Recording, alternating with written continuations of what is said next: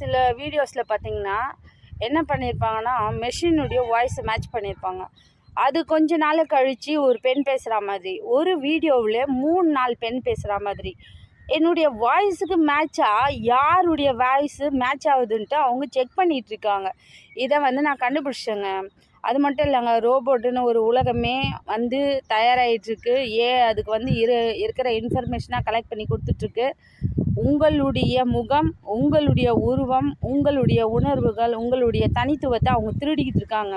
உங்களுடைய திறமைகள், உங்களுடைய நாலேஜ் எல்லாம் திருடி அவங்க அந்த ரோபோட்டுக்கு ஃபீட் பண்ணி ஃப்யூச்சரில் உங்களுக்கு ஆல்டர்னேட்டிவாக கூட அதை கொண்டு வரதுக்கு வாய்ப்புகள் இருக்குது.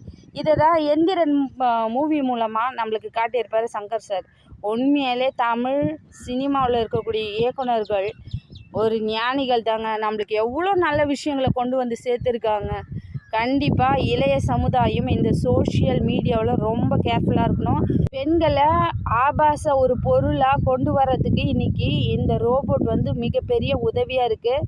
பெண்கள் ஆபாச பொருளாக சித்தரிக்க எவ்வளோ உடல் மூலமாக, குரல் மூலமாக, அழகு மூலமாக, அந்த நளினங்கள் மூலமாலாம் இன்றைக்கி ரோபோட் உருவாகிட்டு இருக்குங்க. பெண்கள் உஷாராக இருங்கம்மா.